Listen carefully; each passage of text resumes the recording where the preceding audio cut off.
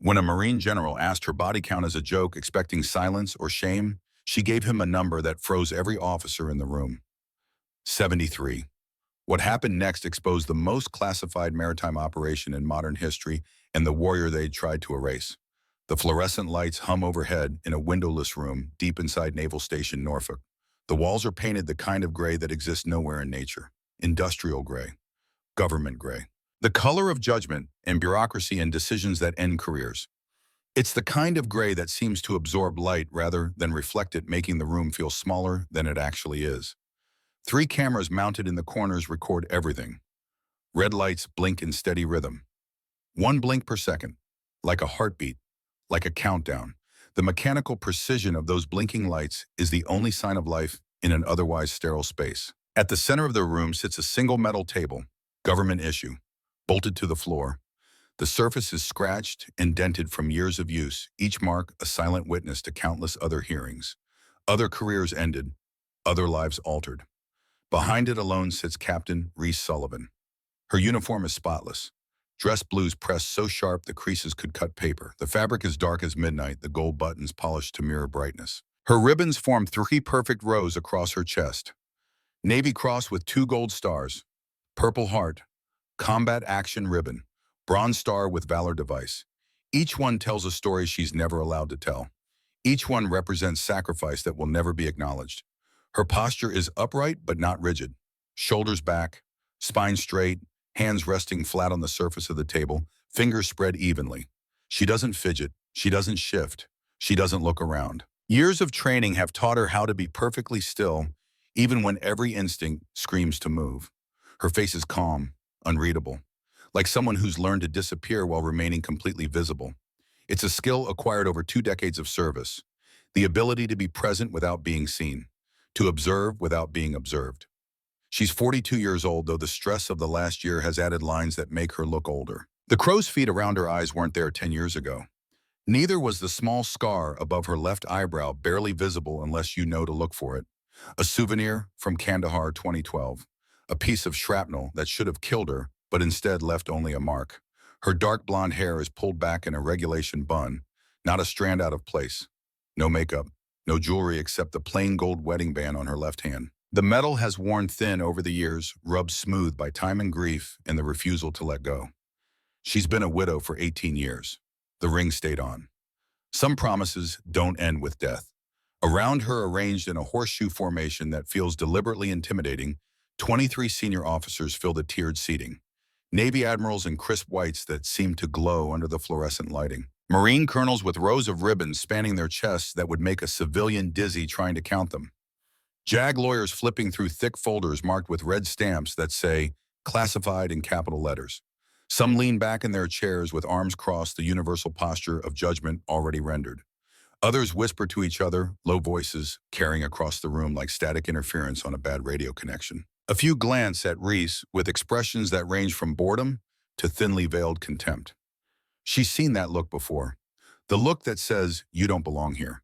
The look that questions how someone like her could have achieved what her record claims. The room feels less like a hearing and more like an execution. The verdict already decided. The proceedings just formality. At the head of the room, elevated behind an imposing oak bench that looks like it was stolen from a federal courthouse, sits Lieutenant General Clayton Garrett. He's 61 years old, a Marine legend, the kind of officer whose name appears in textbooks and whose photograph hangs in the halls at Quantico.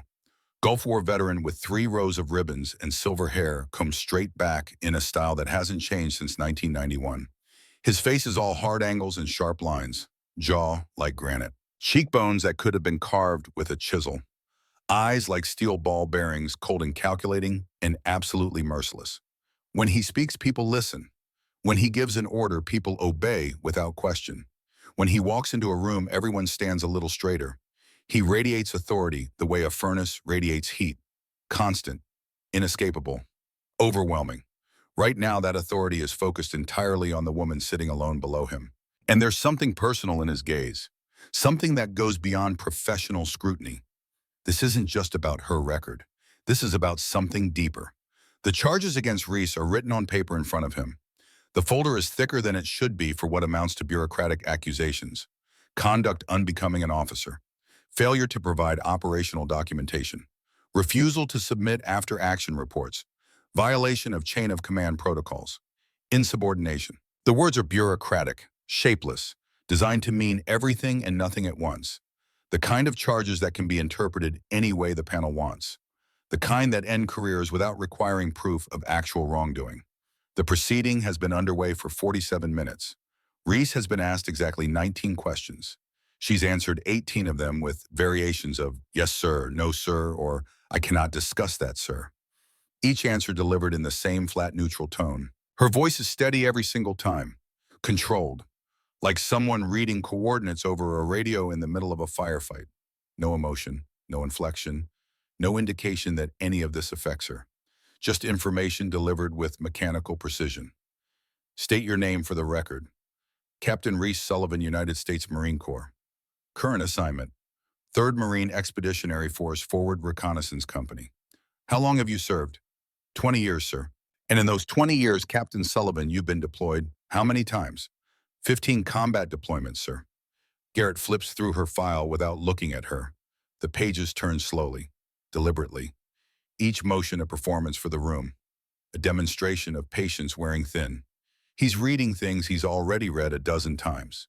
This is theater. This is about making her wait, making her uncomfortable, breaking her silence through sheer pressure. He pauses on one page. His jaw tightens. The muscles in his neck flex.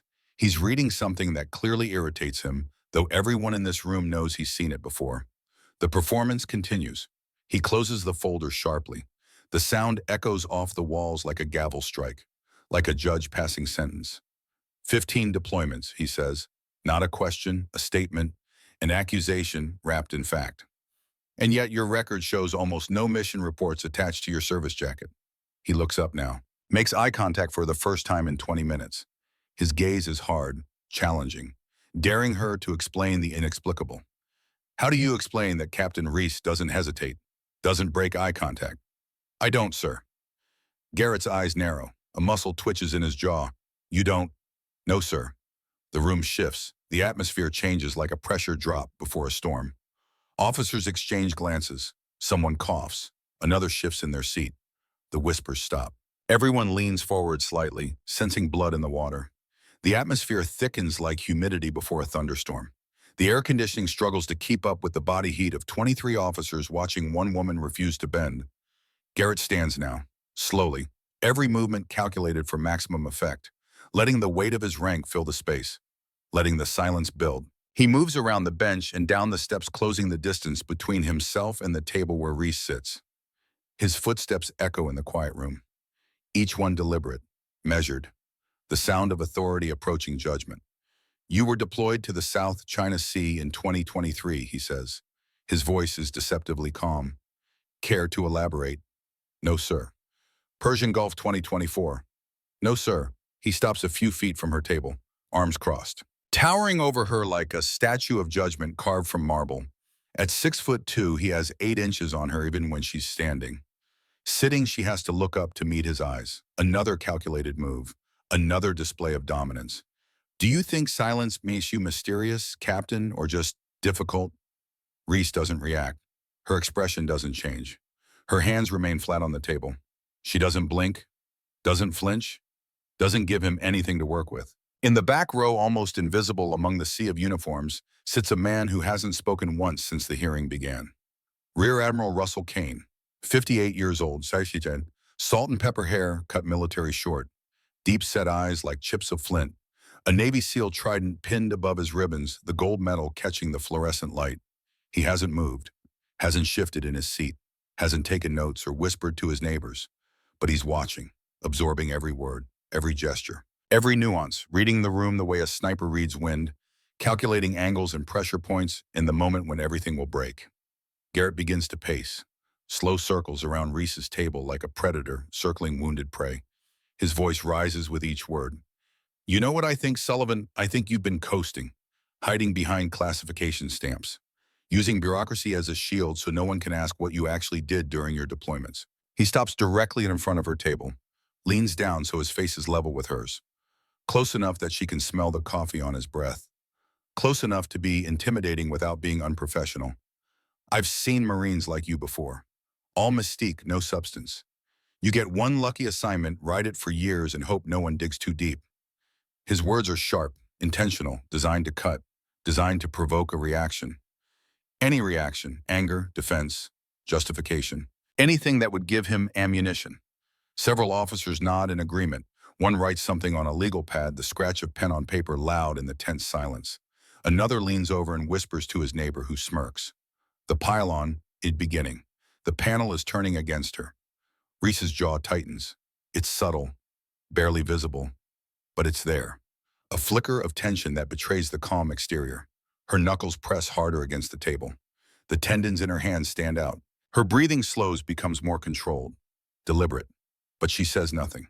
She's been trained to withstand interrogation, been trained to maintain composure under pressure. This isn't her first time being accused of things she can't defend against. But training doesn't make it easier. It just makes it bearable. Garrett straightens, turns to address the panel now, his voice theatrical, confident, playing to his audience. You want to sit there in silence, fine. But this panel will make its recommendation based on what I see. He pauses, lets the moment build, lets the tension ratchet higher. And what I see is someone who doesn't belong in the Marine Corps. The words land like a verdict already decided, like a sentence already passed. The room feels smaller, hotter. The air conditioning can't keep up with the pressure building in this space. Reese's eyes remain fixed on a point just past Garrett's shoulder, staring at nothing, seeing everything. It's a technique she learned in survival training. Focus on a point. Control your breathing. Don't let them see you break. In the back row, Admiral Kane shifts in his seat for the first time. A small movement, subtle, but significant. He opens a thin folder in his lap, the kind of folder reserved for information too sensitive to circulate widely. Eyes-only material that doesn't exist in any official database. He reads something. His expression changes. It's subtle but clear if you know what to look for. His jaw tightens. His hand grips the armrest. The knuckles go white. He closes the folder slowly, deliberately, sets it on his lap with careful precision. His eyes lock onto Reese. He doesn't look away. There's something in his gaze now, recognition, understanding, and the beginning of anger directed not at her, but at this entire proceeding. Garrett calls for a recess. 15 minutes. The room empties in a wave of noise and movement. Officers stand stretched, gather in clusters outside. Their voices filter back through the open door. Whispers that aren't quite whispers. Judgments delivered in hushed tones that carry perfectly in the corridor. 3 years forward deployed and not a single after-action report. That's not classification, that's cover-up. Garrett's right, she's hiding something. Or maybe she just pissed off the wrong person and this is payback. Either way, her career's over. The whispers carry weight, each one another layer of judgment pressed down on Reese's shoulders, each one another nail in the coffin of her military career. Inside, she sits alone. The camera's still recording, the red light still blinking. 1 per second, like a heartbeat counting down to 0. A junior officer, some kid who looks about 19, with a fresh haircut and nervous eyes, brings her a cup of water and sets it on the table. Standard procedure during breaks. She doesn't drink it, doesn't even look at it, doesn't acknowledge his presence. Her hands remain flat on the table, but now they're gripping the edge. Her knuckles are white. The tendons in her forearms stand out like cables under tension. The only outward sign that this is affecting her, that the weight is becoming unbearable. She thinks about walking out, just standing up and leaving. They can't court-martial her for charges this vague, can't destroy her career over bureaucratic accusations. But she knows that's not true. They can, they will. Unless she gives them a reason not to. Admiral Kane walks past her table. His footsteps are deliberate, measured. The sharp click of dress shoes on tile. He doesn't stop, doesn't speak. But as he passes, he glances down at her hands. He sees the tension, the strain, the weight of 20 years compressed into white knuckles on a metal table. He sees what no one else in this room has bothered to look for. The patois, the burden. The price she's been paying in silence. He pauses for half a second, just long enough for the moment to register. Just long enough for her to know that someone understands. Then he keeps walking. Reese closes her eyes, takes a breath, holds it for 4 counts, releases for 4 counts, a technique she learned a long time ago. Tactical breathing, box breathing, the kind of thing that keeps you calm when everything is falling apart. When your hands are shaking and your heart is racing and you need to take the shot anyway. She opens her eyes. The room is empty, except for her and the blinking red lights of the cameras. Witnesses that will never testify to what they've recorded. Archives that will never be accessed. She thinks about her daughter, Madison, 16 years old, home in Virginia Beach right now, probably doing homework at the kitchen table. The same table where Reese used to sit and clean her rifle after deployments. The same table where Madison learned to read sounding out words while her mother field stripped an M4. Madison doesn't know her mother is sitting in a courtroom facing career-ending charges. Reese told her it was just another routine briefing, another day at work, just like she's told Madison 1,000 other lies. Small ones, necessary ones. Lies designed to protect a child from truths too heavy for young shoulders. Some truths are too heavy for 16-year-old shoulders. Some truths would break them. Reese thinks about her husband, James, Captain James Sullivan, killed in action, Fallujah, Iraq, November 2007, 18 years ago. She was 25. He was 28. They'd been married for 3 years.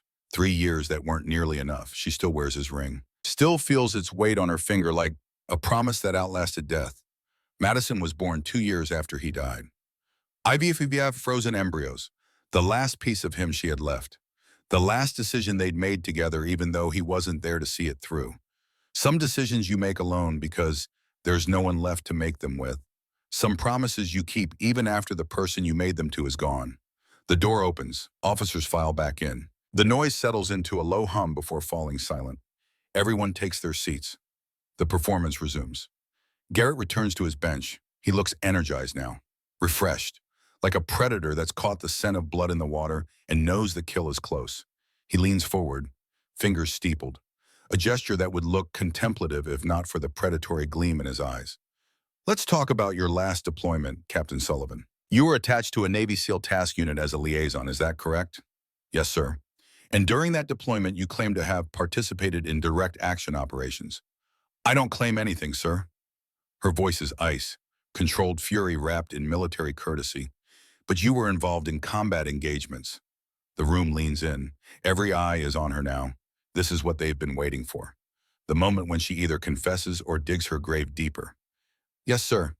Garrett's expression shifts. Something that might be a smirk, might be satisfaction. The look of someone who's about to spring a trap. How many? Reese hesitates. First time all day. The pause stretches. 1 second, 2, 3. I don't have an exact number, sir. Ballpark. She doesn't answer. Can't answer. The information is classified at a level that doesn't officially exist. Saying anything is a violation. Saying nothing is insubordination. Either way, she loses. Garrett turns to the panel, his voice dripping with mockery, with theatrical disdain. Come on, Captain. You're a force reconnaissance operator. Surely you kept count. Still nothing. Just silence. Just the sound of fluorescent lights humming overhead and the quiet scratch of a pen on paper as someone takes notes. He turns back to her, leans both hands on her table now, his face inches from hers, close enough that she can see the broken capillaries in his nose, close enough that she can smell the coffee on his breath and see the veins pulsing in his temples. This is the problem, he says, his voice low now. Dangerous. We have a Marine who claims to be a combat veteran but can't or won't provide details. No mission reports, no verification. Just silence and classified stamps and bureaucratic excuses. He straightens, lets the moment build. The room is so quiet you can hear the fluorescent lights buzzing overhead. So quiet you can hear heartbeats. Breathing, the rustle of fabric as officers shift in their seats. So let me ask you directly, Captain Sullivan. He pauses. The room holds its breath. Every person in this space knows what's coming. The trap is closing. Since you seem to think your record speaks for itself. Another pause. Longer this time. Deliberate. Calculated for maximum effect.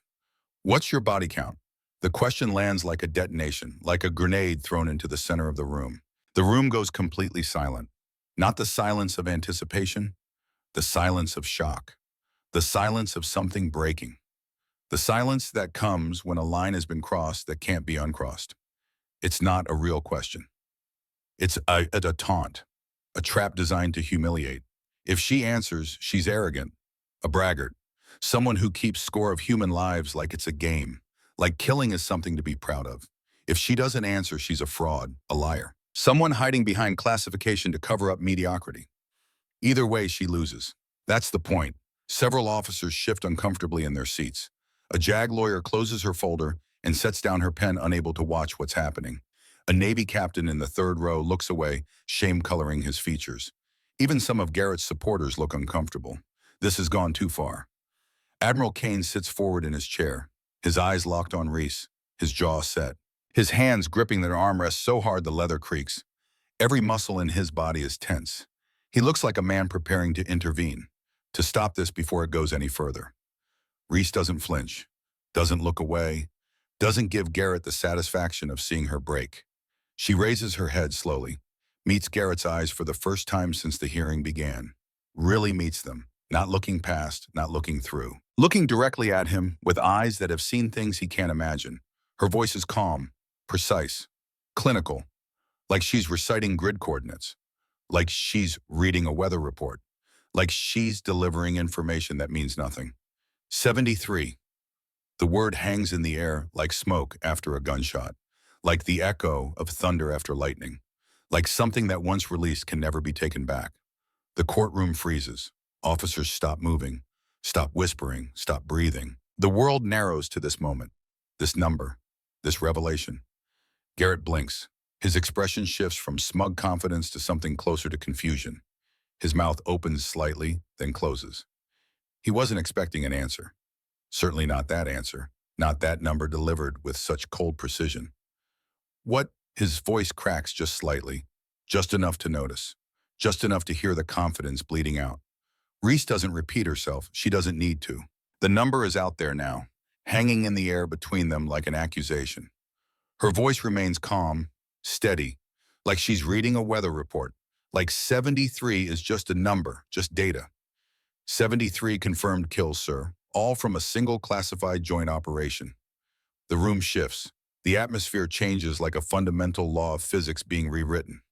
Several officers sit up straighter. A colonel in the third row leans forward, his pen frozen mid-stroke over his notepad. The JAG lawyer who closed her folder opens it again, staring at Reese with wide eyes.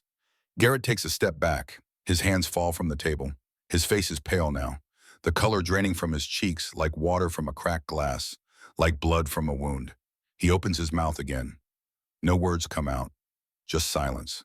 Just the sound of a man realizing he's made a terrible mistake. Reese fills the silence with 5 words that detonate the entire room. Codename Phantom Trident, whom the effect is immediate, catastrophic. Admiral Kane stands abruptly. His chair scrapes loudly against the floor. The sound like nails on a chalkboard, like metal tearing. His folder tumbles off his lap. Papers scatter across the ground like shrapnel, like debris from an explosion. His face has gone from calm to ashen in the span of a heartbeat, the color draining so fast it looks like he might collapse. Stop the recording. His voice cuts through the room like a blade, like a gunshot. Now! A junior officer scrambles toward the cameras, fumbles with switches, hands shaking. The red lights blink off one by one, plunging the room into a different kind of silence. This one is heavier, darker, more dangerous. The kind of silence that comes right before something breaks, right before everything changes. Kane moves down the aisle between the rows of officers, his boots heavy on the floor, each step deliberate, purposeful, the sound of authority that transcends rank. Clear the room, he says. Everyone out except command-level personnel. Garrett turns toward him, his face twisted with confusion and anger and the dawning realization that this situation has spiraled beyond his control. Admiral, I'm conducting a hearing here. I have every right to. Kane interrupts him mid-sentence, his voice low, controlled, but shaking with barely contained fury, with rage that's been building for the last hour. General Garrett, sit down and shut your mouth. The room erupts. Officers exchange shocked glances. Whispers spread like wildfire. 2 JAG lawyers stand quickly gathering their papers with trembling hands. A Marine captain hesitates near the door, sure whether to leave or stay. Kane points at the exit. Out. Now. The door opens and closes multiple times as officers file out in stunned silence. Some glance back at Reese as they leave. Their expressions a mixture of confusion and dawning realization, and something that might be respect. Within 2 minutes, the room is emptied. Only 8 people remain. Garrett still standing near the front, looking smaller now without his audience, without the weight of consensus backing his authority. Kane standing in the center aisle like a pillar of stone, like judgment personified. Reese still seated at the table, hands flat, breathing slow and controlled. 5 other flag officers, all with enough rank to know that what's about to happen is beyond their clearance level, but too important to ignore, too significant to walk away from. Kane walks to the center of the room. His voice drops to a tone that feels more dangerous than any shout, more threatening than any raised voice. Does anyone here, besides myself, have TS/SCI Charlie clearance? Silence. Not a single hand moves, not a single voice speaks. The question answers itself. Kane nods slowly. Then what I'm about to say stays in this room permanently. If I hear that anyone has disclosed anything said here, I will personally ensure they spend the rest of their career counting paperclips in a basement office in Alaska. He turns toward Reese. For the first time since the hearing began, his expression softens. Just slightly. Just enough to suggest respect, recognition, understanding. Captain Sullivan, he says, you're authorized to disclose Phantom Trident to this panel. Reese stands. The movement is crisp, precise. 20 years of muscle memory. 20 years of standing when ordered. Following protocols even when everything is falling apart. Yes, sir. She takes a breath. This is the story she's been legally forbidden to tell for 18 months. The story that's cost her sleep, cost her peace, cost her pieces of herself she'll never get back. The story that saved 4,000 lives. She begins. August 12, 2023. Spratly Island, South China Sea. Her voice is steady, but there's something underneath it now. Something that wasn't there before.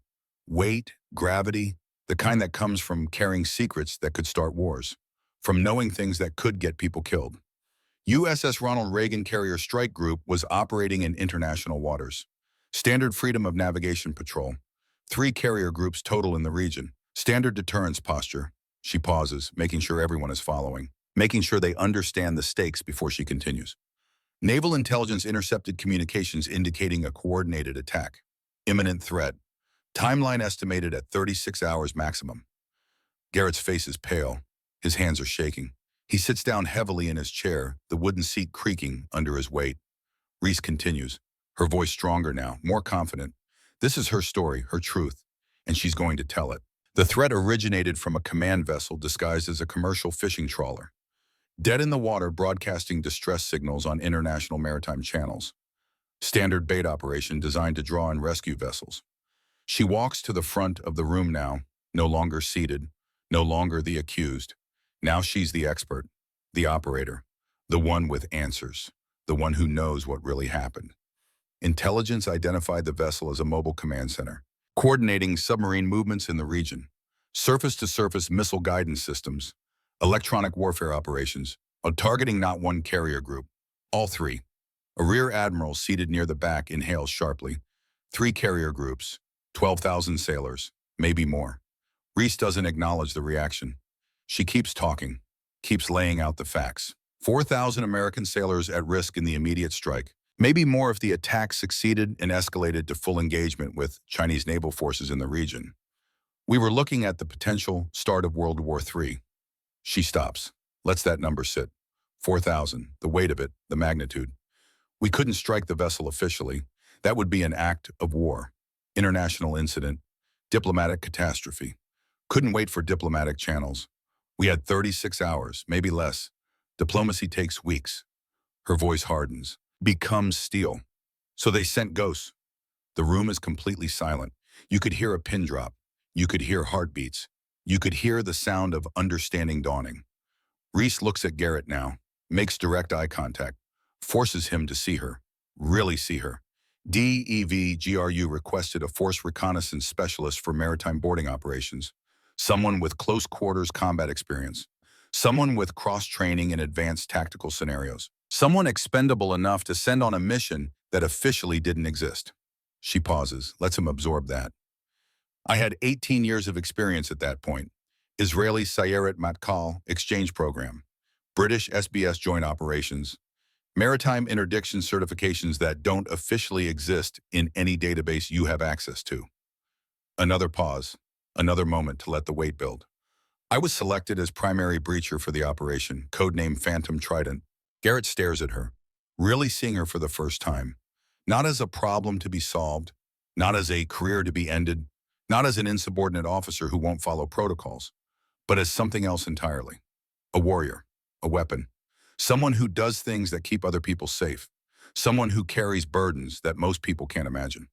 Reese's voice is quiet now, but it fills the room, fills the space, commands attention in a way that shouting never could. What I'm about to tell you is classified at a level that doesn't officially exist.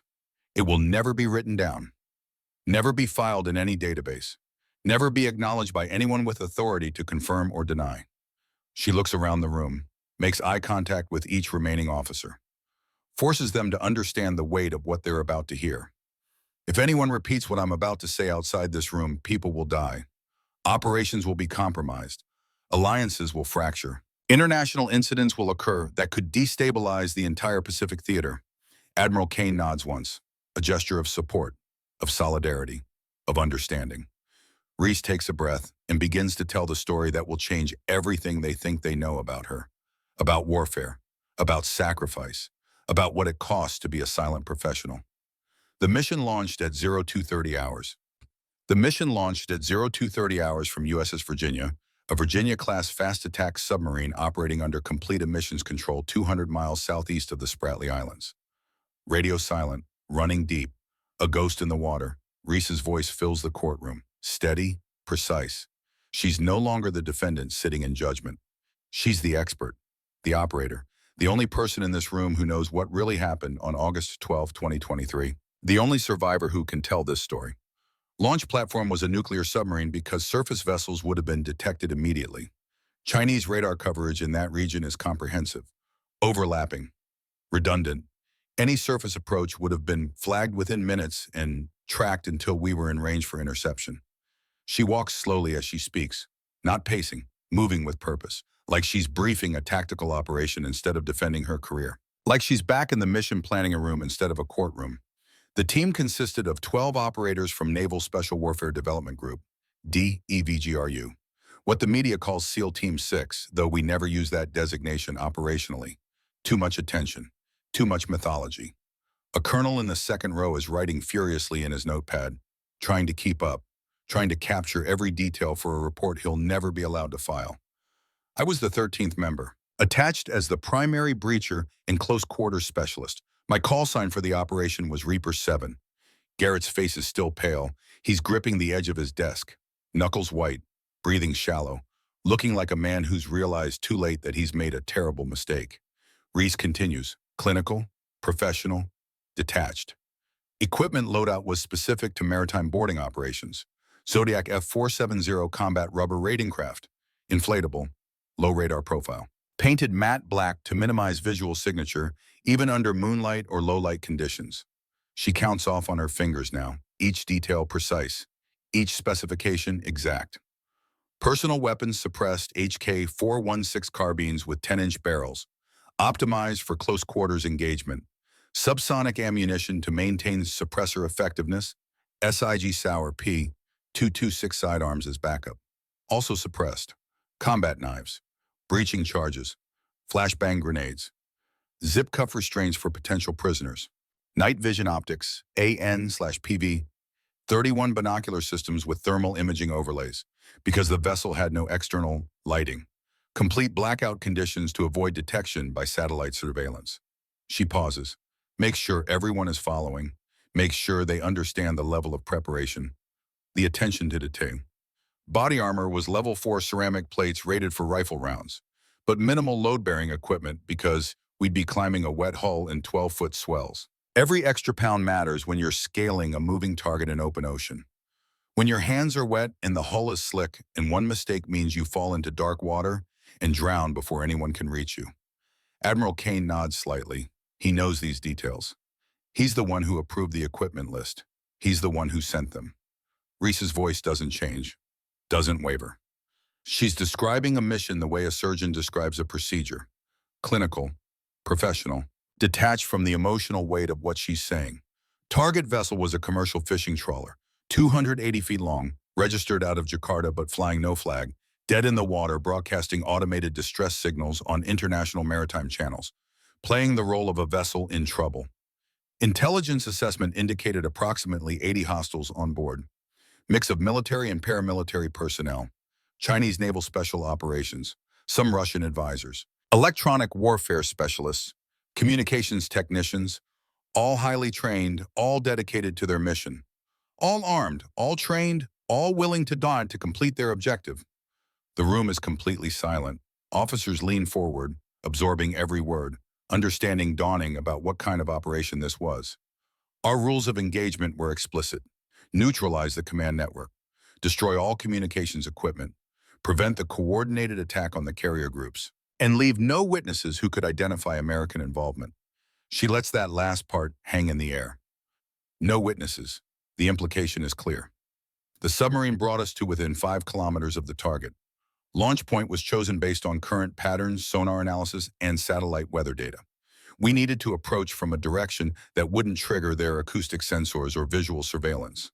Sea state was 4, 12-foot swells, wind 15 knots from the northeast, water temperature 68 degrees Fahrenheit. Not cold enough to kill you quickly, but cold enough to sap your strength if you stay in too long. Cold enough to matter. Reese closes her eyes for a moment, remembering, feeling the water again.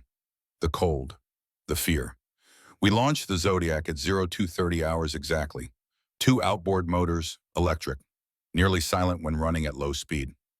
Range of 30 kilometers on a full charge, but we only needed 5. Stealth over speed. The approach took 40 minutes.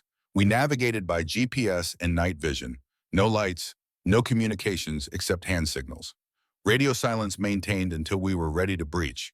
Any transmission could be intercepted. Any signal could give away our position. She opens her eyes. Continues. The team leader was a master chief, 26 years in special operations, 300 confirmed combat missions across 4 different theaters. His call sign was Reaper 1, the most experienced operator I've ever worked with. He briefed us one final time in the Zodiac as we approached. His words were simple, direct, the kind of brevity that comes from decades of combat. Reese's voice dropped slightly, quoting from memory. The words burned into her brain. He said, "This vessel is a weapon aimed at 4,000 American sailors. We are the countermeasure. We go in silent. We go in fast. We complete the mission, and we get out before anyone knows we were there. No heroes, no mistakes. We do this right or we don't come home." Then he looked at me specifically. Said, "Reaper 7, you're first through every door. You clear the ping. We follow. If you hesitate, people die. If you miss a target, people die. If you make noise, people die. Understood?" I said, "Understood." Garrett is staring at her now, really seeing her. The way you see someone when you realize you've completely misjudged them. When you understand that the person in front of you has done things you can't imagine, seen things you don't want to see. Reese continues, the story pouring out now. 18 months of enforced silence breaking like a dam, like a flood that's been held back too long. We reached the vessel at 0310 hours, 40 minutes after launch, right on schedule. The trawler was dark, no deck lights, no cabin lights, just the faint glow of electronics through portholes. The glow of a command center that thought it was safe. We circled once, full perimeter assessment, looking for sentries, camera systems, motion sensors, infrared detection, anything that could compromise our approach or alert them to our presence. Spotted 2 sentries, one on the aft deck near the crane assembly, one forward near the bridge superstructure, both armed with AK pattern rifles, both smoking cigarettes despite being on watch. The glow gave away their positions like beacons in the dark. Her voice hardens, professional disdain for poor fieldcraft. First rule of fieldcraft, never smoke on sentry duty. It ruins your night vision and tells the enemy exactly where you are. Basic mistake, fatal mistake. Their mistake, our advantage.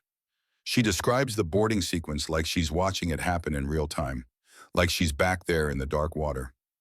We approached from the port side, used magnetic ascenders and grappling hooks. The hull was rusty, good texture for climbing, bad for stealth because every handhold could break loose and splash into the water.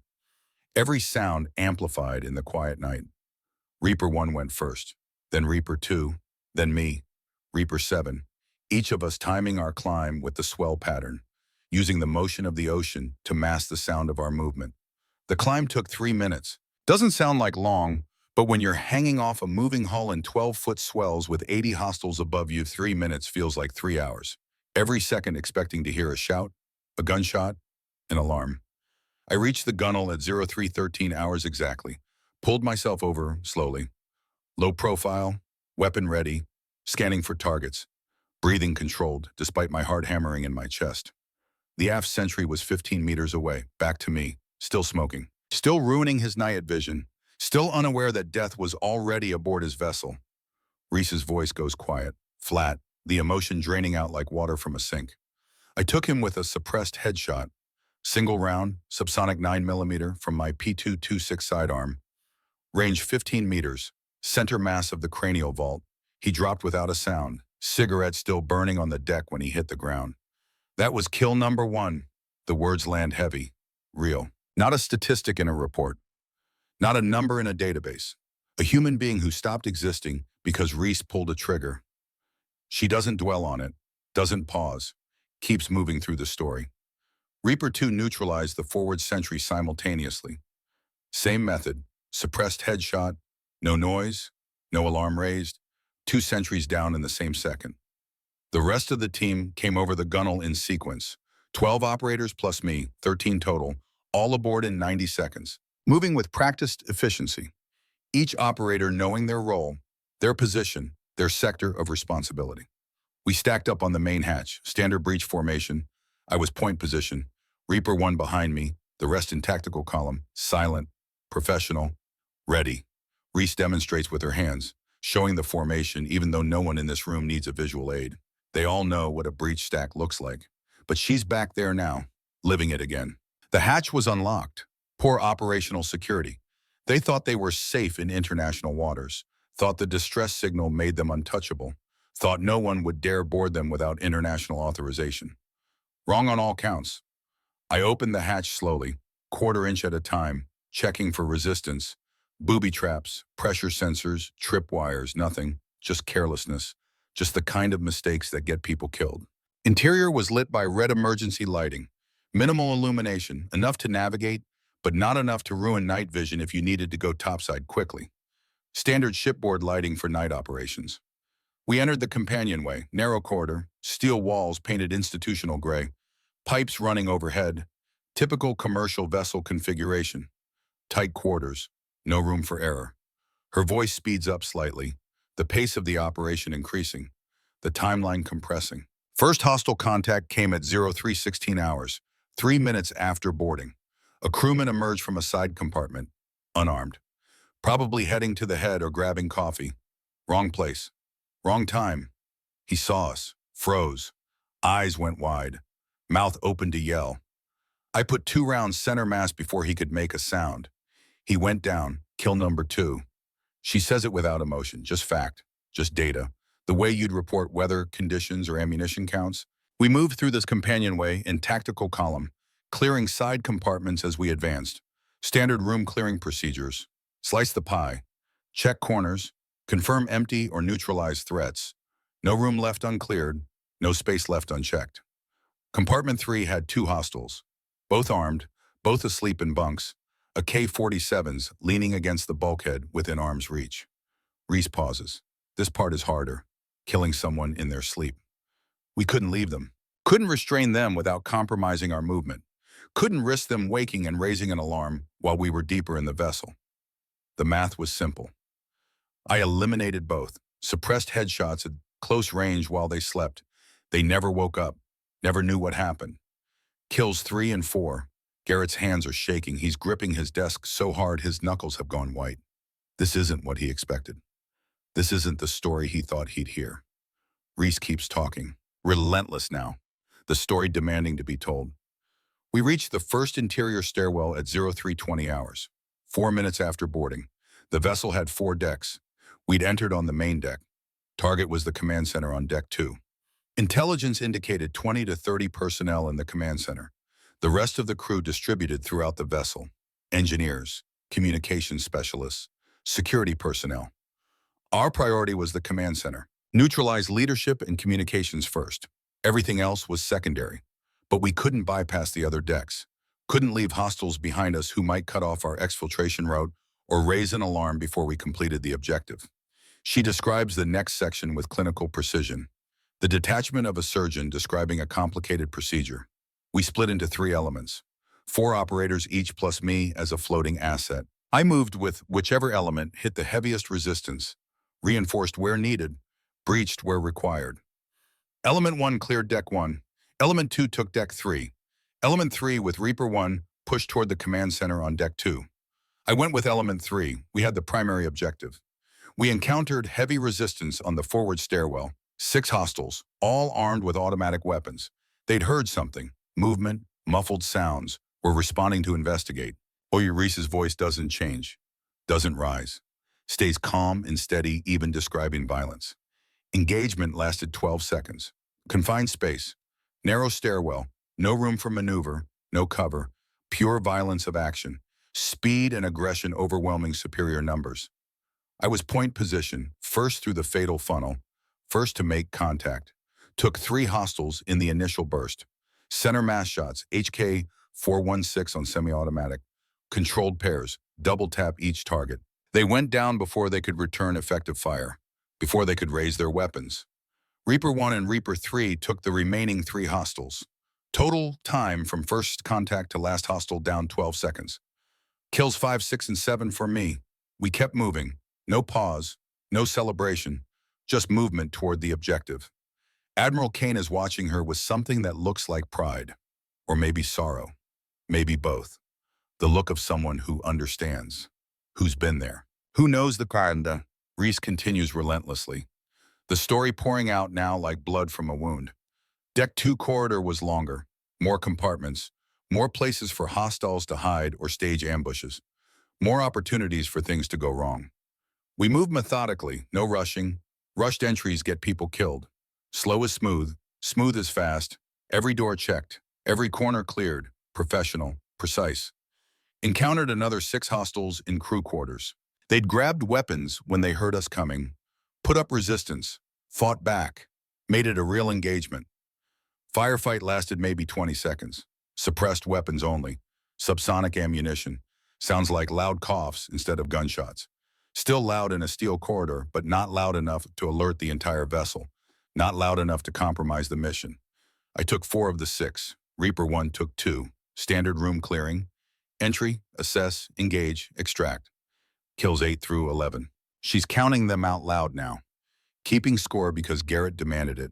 Because he wanted a body count. Now he's getting one. Every kill, every life taken, every decision made in fractions of seconds. We reached the entrance to the command center at 0335 hours, 25 minutes after initial boarding, right on schedule, moving fast but controlled. Standard commercial vessel door, heavy steel, dogged shut from inside, mechanical lock, no windows. No way to see what was on the other side. No way to know what we were walking into. Reese stops walking, stands in the center of the room. The officer's completely silent, hanging on every word. This is where it gets complicated. For the first time, her voice carries real emotion. Weight. The kind that comes from decisions that can't be undone. From choices that haunt you forever. Reaper 1 wanted to breach immediately. Shape charge on the door. Flashbangs through the opening. Dynamic entry. Fast and violent. Overwhelming force. But I heard something. Through the door. Voices. Speaking English. American accents. The room tenses. Everyone leaning forward. Not the command center. Wrong location. We were 1 compartment forward of the target. Intelligence had missed this. I told Reaper 1 to hold, made him pause, made him listen. He heard it too, English, American accents. Someone saying, please. We don't know anything, please. Garrett leans forward. Hostages. Reese nods. Hostages. She takes a breath. This is the part of the story that changed everything. The part that made this mission more than just another black operation. We breached the compartment. Controlled entry, non-explosive. I picked the lock instead of blowing the door. Took 90 seconds. Long minutes when we were exposed. When anyone could walk around the corner and see us. Inside, we found 5 American sailors. The words hit like a physical blow, like a hammer to the chest. 3 men, 2 women, all enlisted, all wearing U.S. Navy utility uniforms. All restrained with zip cuffs. All beaten. Bruises, split lips, black eyes. All terrified, eyes wide, shaking, probably thinking we were there to kill them. They'd been captured 2 weeks earlier during a failed reconnaissance operation. Small craft interdiction that went wrong. Their boat was seized, crew taken prisoner, held as leverage, as insurance. Intelligence never told us they were on that vessel. Either didn't know or didn't think it mattered, didn't think they were worth mentioning in the mission brief. Reese's jaw tightens, anger bleeding through the professional detachment. It mattered. Reaper 1 immediately called for mission abort. Standard protocol. Hostages change everything. Can't complete the objective and extract 5 civilians simultaneously. Can't risk their lives. Can't guarantee their safety. He keyed his radio, started to transmit abort code to the submarine. I stopped him. Garrett's eyes widen. You countermanded your team leader. Reese meets his gaze, unwavering, unashamed. I made a tactical assessment, sir. Those sailors had been prisoners for 2 weeks. If we aborted the mission, they'd be executed the moment the enemy realized we'd been aboard, dead within minutes of our extraction. If we extracted them, first loaded them in the Zodiac and sent them back to the submarine, the alarm would sound. The command center would go to alert status. Mission would fail. 4,000 sailors die when the attack succeeds 48 hours later. Only option was to secure the hostages in place, complete the primary objective, then extract everyone during exfiltration, save 5 and save 4,000. Reaper 1 didn't like it, didn't like the risk, didn't like leaving them, but he recognized the logic, the math. We couldn't save 5 and doom 4,000. She pauses, lets him understand the weight of that decision. So I took responsibility. I told him, if this goes wrong, it's on me. My call, my career, my court-martial if we fail. Your record stays clean. He looked at me for maybe 5 seconds, evaluating, deciding if he could trust me, trust my judgment. Then he nodded. We moved the hostages to a secure compartment, interior space, no windows, no vents large enough for a person. Left 1 operator with them as security. Reaper 4 told them stay quiet, stay hidden. We'll come back for you. I promise we'll come back. Then we moved on the command center. Reese's voice hardens to steel. Cold, unforgiving. The command center was the next compartment aft. Heavy door, electronic lock, armed guards outside, 3 of them, all carrying automatic weapons, all wearing body armor. I took point position. Reaper 1 and Reaper 3 flanked. Standard 3-man entry team. We hit them fast, suppressed fire, close range, simultaneous engagement. They never had time to raise an alarm, never had time to key their radios, never had time to do anything except die.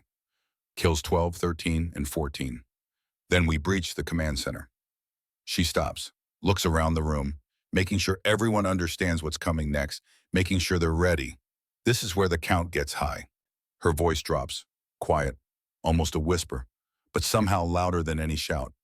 The command center was a converted cargo hold, maybe 40 feet by 30 feet, banks of electronics along the walls, computer stations, radio equipment, satellite uplinks, navigation systems, everything needed to coordinate a multi-platform attack against carrier groups.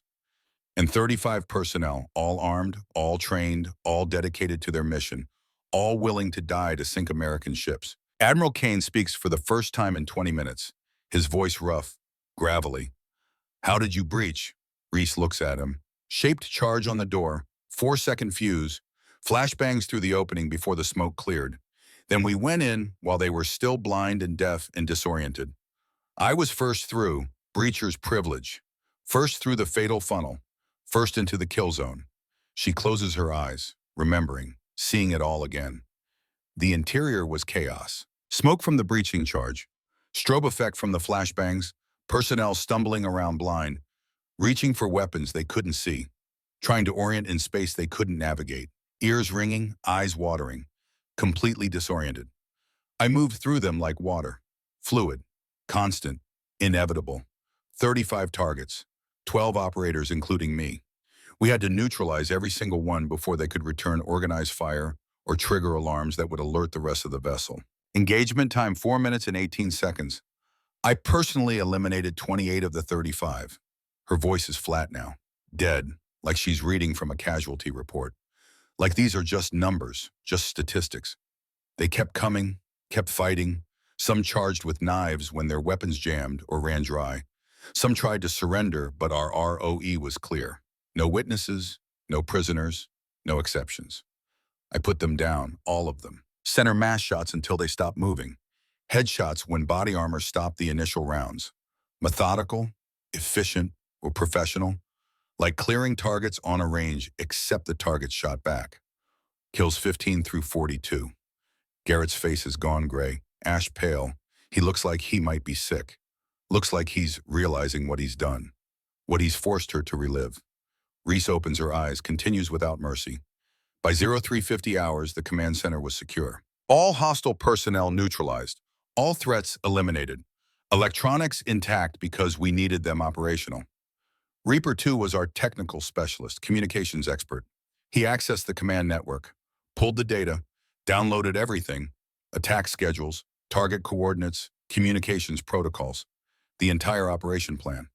Attack was scheduled for 0600 hours, 2 days from when we launched. We had time. We'd stopped it.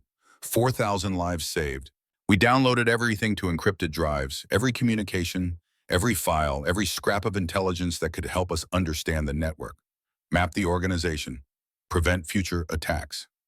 Then we placed demolition charges, thermite grenades on the electronics, C4 plastic explosive on structural supports, set for remote detonation after we were clear. Leave nothing intact, leave no evidence. Her voice speeds up again, the operation accelerating toward completion, toward extraction, toward survival. We returned to the hostage compartment, all 5 sailors still secure, frightened but alive. Reaper 4 had kept them safe. Moved them to the exfiltration point, main deck port side, where we'd originally boarded, where the Zodiac was waiting. That's when the alarm finally sounded. The room tenses, officers sitting forward, absorbed in the story. Someone found the bodies, found the guards outside the command center, raised the alarm at 0405 hours, 35 minutes after we'd neutralized the command center. 35 minutes too late. The rest of the crew mobilized, maybe 30 personnel, all armed, all converging on our position, all fighting for a mission that had already failed. Reese's voice is cold now, mechanical, reciting facts like a computer. We couldn't extract with hostiles closing, couldn't reach the Zodiac with armed personnel between us and the boat, couldn't call for emergency exfiltration because radio silence was still in effect. Any transmission could be intercepted. Had to fight our way out. Running gunfight through the companionways, back the way we'd come. Except now they knew we were there, knew we'd hit the command center, knew their mission had failed, knew they were probably going to die. They fought like it. Encountered the first group at the interior stairwell, 8 hostiles, heavily armed, using crew quarters as cover, firing from concealment, making us come to them. I breached their position with fragmentation grenades, cooked them off, 2-second fuse, let them bounce into the compartment, then followed through with rifle fire while they were still stunned. Kills 43 through 48. She's not even pausing between numbers now, just reciting them like coordinates, like map references. Second group hit us in the main corridor, 10 hostiles. Crossfire from both ends of the passage, textbook ambush, professional setup.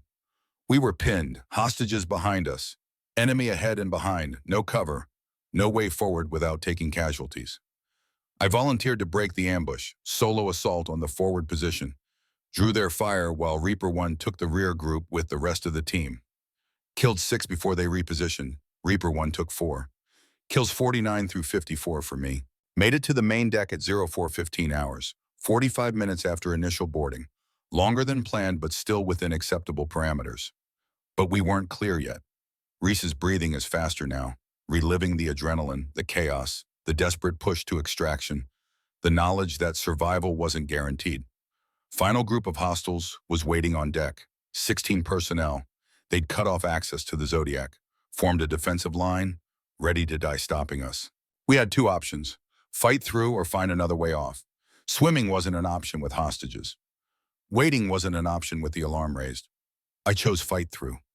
Placed the hostages in hard cover behind deck equipment, told them stay down, don't move, don't look, and they listened. Then we assaulted the final position. Her voice drops to almost a whisper now, but somehow carries more weight than shouting ever could. Kill box engagement, overlapping fields of fire. No cover for the enemy. We hit them from 3 angles simultaneously. 12 operators against 16 hostiles with nowhere to hide. It was a slaughter. 16 hostiles down in less than 30 seconds. I took 14 of them. Just pulled the trigger until they stopped moving, until the threat was eliminated, until we could extract. Kills 55 through 68. The room is absolutely silent. Even the sound of breathing seems too loud, too intrusive in this moment. Reese's hands are shaking slightly, the first real sign of emotion breaking through the professional detachment, the first crack in the armor. We reached the Zodiac, loaded the hostages, started engines, got everyone aboard and pushed off. Detonated the charges remotely when we were 400 yards clear. The command center went up in thermite fire. White hot. Hot enough to melt steel. Hot enough to destroy every piece of electronics, every scrap of intelligence, every bit of evidence. The vessel started listing immediately, taking on water from structural damage. The explosives had compromised hull integrity. We were 800 yards away when it capsized, rolled over and sank in less than 3 minutes, taking the rest of the crew with it. No survivors except us. She stops, takes a breath, the first real pause in the narrative. Mission time from boarding to exfiltration, 1 hour and 47 minutes. But the actual engagement window was 72 minutes. That's what made it into the official classification. 72 minutes to save 4,000 lives. Garrett finally speaks, his voice hoarse, broken. You said 73 kills. You've only accounted for 68. Reese nods slowly, the movement heavy, weighted with something beyond physical exhaustion. The final 5 were different, and in that moment, everyone in the room knows. There's more to this story, something worse than everything she's already described. Something that's been haunting her for 18 months. Admiral Kane closes his eyes. He knows what's coming. He's read the classified after-action report. The parts that were too sensitive even for the sanitized version. Reese's voice drops to barely above a whisper, but in the silent room, every word carries. There was one more compartment we found, before the command center. I didn't mention it before because... She trails off, searching for words, searching for a way to explain something that defies explanation. Because it's the part that keeps me awake at night. There was one more compartment we found, before the command center. I didn't mention it before because it's the part I can't forget, the part that won't let me go. Reese's voice is different now, quieter, more fragile. The professional detachment cracking like ice under pressure, like a dam beginning to fail. The officers in the room lean forward, even Garrett, especially Garrett. Everyone sensing that this is the heart of the story, the wound that won't heal. She takes a breath, steadies herself, continues. During our advance to the command center, we encountered a sealed compartment, Deck 2 forward section. The door was different from the others, reinforced steel with an electronic lock and biometric scanner. Military-grade security. The kind of security you don't put on crew quarters. The kind that says something important is inside. Reese's hands gripped the edge of the table, knuckles white. Reaper 1 wanted to bypass it. Stay focused on the primary objective. Time was critical. Every second we spent was another second for them to discover us. But I couldn't let it go. That level of security meant something was inside. Could have been weapons. Additional communications equipment, a secondary command post. Intelligence we needed. I breached the lock.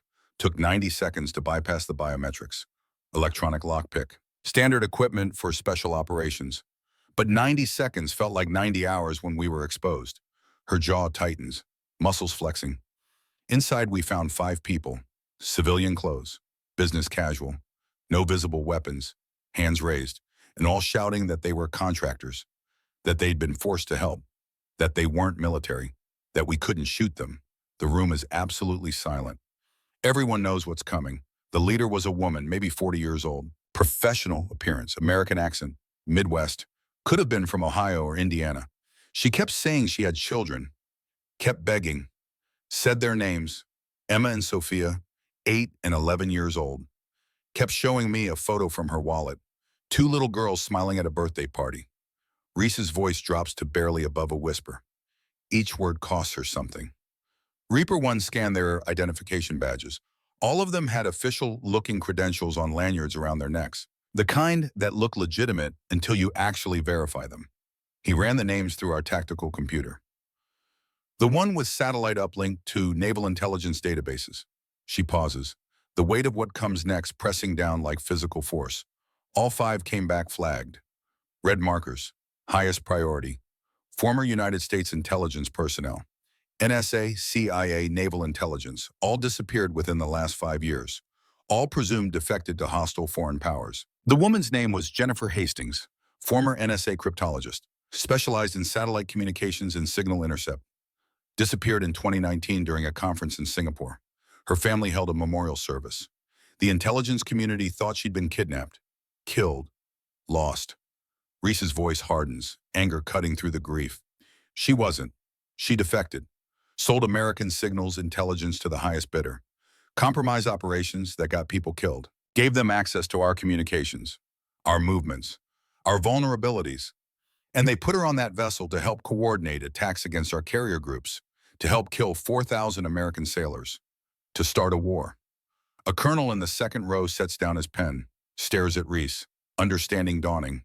The other four had similar stories, all former intelligence officers, all with access to classified information, all willing to use that information to kill Americans, to betray everything they'd sworn to protect. Reese looks directly at Garrett, forces him to see her, to understand.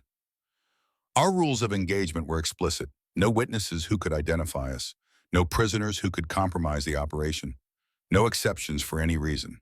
These five had seen our faces, heard our voices, knew we were American operators. If we let them live, if we took them prisoner, the entire operation was compromised. The mission failed, the consequences unthinkable. Her hands are shaking now, trembling like leaves in wind. Jennifer Hastings kept talking, kept begging, said she had two daughters, Emma and Sophia, 8 and 11. Said she'd made a mistake, a terrible mistake. Said she'd testify against everyone if we just let her live. Said she'd give us everything. Names, operations, everything. I thought about my own daughter. Madison was 14 then, same age as Hastings' oldest. I thought about what it would mean if I died on some classified operation, and Madison never knew why, never knew where, just gone one day, disappeared. Then I thought about the 4,000 sailors on those carrier groups. Some of them had daughters too, sons, wives, husbands, parents waiting at home, people who loved them, people who needed them to come home. And Jennifer Hastings was helping coordinate an attack that would kill them all. Her voice is steel now, cold and hard and unforgiving. I confirmed their identification, ran the names twice to be sure, checked the photos against their faces. Confirmed they were defectors, confirmed they posed an operational security risk, confirmed what had to be done. Then I executed all five. Close range, 2 rounds each, center mass, professional, efficient, no hesitation. The words land like hammer blows, like physical violence against the silence. Jennifer Hastings was last. She looked at me, right in the eyes, said please one more time, said her daughter's names, Emma and Sophia, asked me to tell them she loved them. I pulled the trigger anyway. Kills 69 through 73. Complete silence. The kind that follows detonations. The kind that follows catastrophe. The kind where the world holds its breath. Reese's composure finally cracks. Just slightly. Just enough to show she's human. Just enough to show this has cost her everything. I did what the mission required. What the rules demanded. What 4,000 American lives depended on. I made the call that saved the carriers. That prevented the war. That brought 5 hostages home. She takes a shuddering breath, fighting for control. But necessary doesn't mean easy, doesn't mean clean, doesn't mean I sleep through the night, doesn't mean I don't see her face every time I close my eyes. See those 2 little girls who lost their mother, who don't know what she did, who just know she's gone. Admiral Kane's face is grave, lined with understanding. He's known this part of the story, but hearing Reese say it aloud carries different weight. Hearing the pain in her voice, seeing the kindness, Reese straightens, regains control through sheer force of will. The professional mask sliding back into place even though everyone can see the cracks. After exfiltration, after we delivered the hostages and intelligence to the submarine, we were debriefed separately. Each operator isolated in different compartments, interrogated by intelligence officers, threatened with court-martial for disclosure, told that this mission never happened, that we were never there, that those people never died. Service records were sanitized, deployments redacted, mission reports destroyed, citations reclassified under false operations. Awards given for things we never did to hide the things we actually did. Her voice strengthens, anger bleeding through now. I was awarded the Navy Cross for classified actions in support of maritime operations. The citation was 3 sentences long, all classified and all meaningless to anyone who reads it, all hiding the truth of what really happened. I've spent 18 months unable to explain gaps in my service record, unable to defend myself against accusations, unable to tell anyone why I wake up at 3 in the morning seeing Jennifer Hastings' face, why I can't look at my daughter without thinking about Emma and Sophia, why every decision I make is weighed against 73 lives. She looks around the room, meeting each officer's eyes, forcing them to see her, to understand. So there it is, General Garrett. 73 confirmed kills, all necessary, all justified by the mission parameters, all weighing on me every single day for the last year and a half. She looks at him directly, unflinching. Is that the answer you wanted? Sir Garrett stands slowly, his hands trembling, his face pale. He looks like he's aged a decade in the last 2 hours, like something inside him has broken and can't be repaired. He walks down from his bench, each step careful, uncertain, like he's forgotten how to move, crosses to where Reese stands. The room holds its breath, waiting. He stops 3 feet from her, comes to attention, then does something no one expects. He salutes. The gesture is slow, deliberate, profound, the highest respect that one warrior can show another. Captain Sullivan. I was wrong. Reese returns the salute, her eyes wet but her bearing perfect, her hands steady despite everything. Garrett lowers his hand, his voice rough, broken. I lost an entire company during Desert Storm. January 1991. Bad intelligence. Faulty coordinates. We walked into an ambush and I watched 140 Marines die in 20 minutes. Young men. Boys, really. 18, 19, 20 years old. Cut down before they'd even lived. His voice breaks, cracks completely. I've spent 30 years suspicious of anyone with gaps in their record.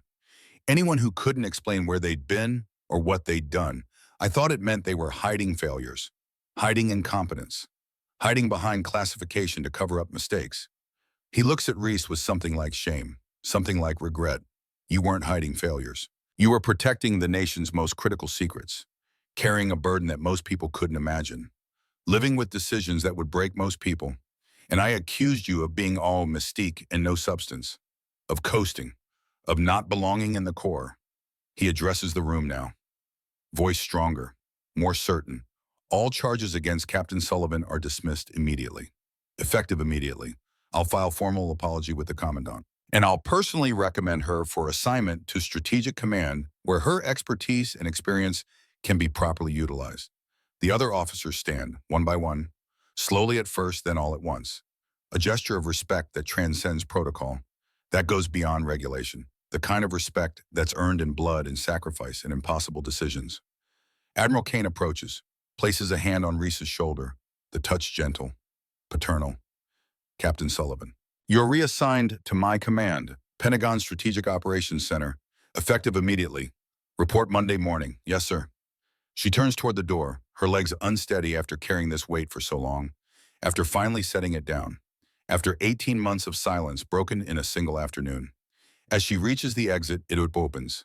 A young Marine stands in the hallway, Corporal Blake Whitmore. 23 years old, reconnaissance specialty, fresh from training, eager, idealistic. Everything she used to be. He snaps to attention when he sees her. Ma'am?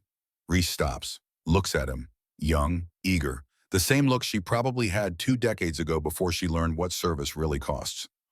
Corporal, Whitmore hesitates, then speaks quickly, like he's afraid he'll lose his courage. Ma'am, I want to learn from you. Everyone says you're the best there is, the best force recon operator in the Corps. I want to be like you. For the first time in what feels like forever, Reese smiles. Small, but genuine. Sad, but real. What's your specialty? Corporal Reconnaissance, ma'am. Force Recon School next month. I want to be the best. Then we should talk about what they won't teach you there. Whitmore's face lights up. Yes, ma'am. Thank you, ma'am. I won't let you down. Report to my office at the Pentagon Monday. 0800 hours. Don't be late. I won't, ma'am. I promise. Reese walks past him. Out of the building. Out into the Virginia sunlight. The air is humid but feels lighter than it has in 18 months. The weight's still there but somehow bearable now, shared instead of carried alone. She pulls out her phone, texts Madison, heading home early. Want to grab dinner? Your choice. The response comes back instantly. Yes, Thai food. Love you, Mom. Reese smiles again, real this time. For the first time since that night in August 2023, the weight feels like something she can live with. She drives home through Virginia Beach traffic, windows down, radio off, Just the sound of wind and other cars and normal life continuing around her. People going home from work, kids playing in yards, dogs barking. Normal, safe, far removed from classified operations and impossible decisions. Madison is waiting on the front porch when she pulls up. 17 now, getting ready for college applications. Growing up too fast. She runs down the steps and hugs her mother tight. Long day. Yeah, long day. You okay, Mom? Reese holds her daughter, breathes in the smell of her shampoo, feels the weight of her, the realness of her, the reminder of why any of it matters. Yeah, sweetheart, I am. They go to dinner, Thai food, Madison's favorite place. They talk about normal things, school, college choices, Madison's boyfriend, Derek. Whether the Nationals have any chance this season, normal conversation, normal life. After dinner, they drive home. Madison puts on music, sings along, off-key but enthusiastic. Reese listens and smiles and feels something close to peace. That night, after Madison goes to bed, Reese sits in the living room, opens her laptop, checks email out of habit. One message from Admiral Kane, subject Monday. She opens it. Captain Sullivan, your office will be ready Monday, 3rd floor West Wing. We have work to do. The world hasn't gotten any safer. We need people like you, people who understand the cost, people who make the hard calls. Welcome to Strategic Command. Kane. She closes the laptop, looks at the framed photo on the mantel. James in his marine dress blues. Young, smiling. Gone 18 years, but still present in every decision she makes. She thinks about Jennifer Hastings, about Emma and Sophia, about the 72 others, about the weight that will never fully lift, but has become manageable, bearable, shared. She thinks about Corporal Whitmore, about teaching the next generation, about passing on hard-earned wisdom, about making sure they're better prepared than she was. She thinks about 4,000 sailors who lived because she pulled the trigger 73 times, who went home into their families, who never knew how close they came to dying. The arithmetic of sacrifice will never feel balanced, will never be clean, will never stop haunting her at 3 in the morning when she wakes up seeing faces. But she's not alone anymore, and she's moving forward. And that has to be enough. She closes her eyes, takes a breath, lets it out slowly. When she opens them, Madison is standing in the doorway in her pajamas. Mom, you okay? Reese smiles, really smiles. Yeah, sweetheart, I am. Madison sits beside her on the couch, leans against her shoulder the way she did when she was little. They sit in comfortable silence. Mother and daughter, warrior and legacy, past and future. Outside, the Virginia evening settles into darkness.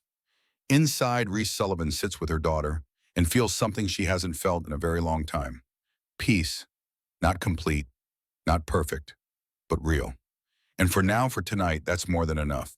If you've served or know someone who carries these burdens, honor them in the comments below. Share their stories. Remember their sacrifices. Because the warriors who protect us are often the ones we never see. The ones who carry weights we can't imagine. The ones who make decisions we'll never have to make.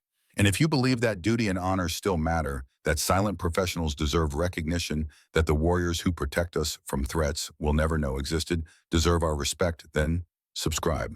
Because these stories need to be told. Not for glory, not for fame, not for recognition. But so the next generation understands the true cost of service. Understands what it means to stand between the darkness and the light. Understands that freedom isn't free and safety isn't guaranteed.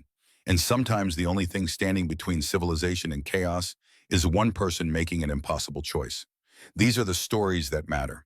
The ones that show us what we're capable of, what we're willing to sacrifice, what we're willing to become to protect the people we love. Captain Reese Sullivan is one of thousands. Silent professionals who serve in the shadows, who carry burdens we can't see, who make choices we'll never know about, who protect us from threats we'll never understand. They deserve our respect, our gratitude, our recognition. They deserve to be remembered, not as numbers, not as statistics, not as classified files locked in secure facilities, but as people, as warriors, as guardians who stood watch so we could sleep safely. Remember them, honor them, and make sure the next generation knows what real service looks like, because that's how we honor the 73 Freedom, by teaching others how to save the 4,000 without requiring the same sacrifice, by finding better ways, smarter ways, ways that don't cost quite so much. That's the legacy. That's the hope. That's what makes it worth carrying the weight.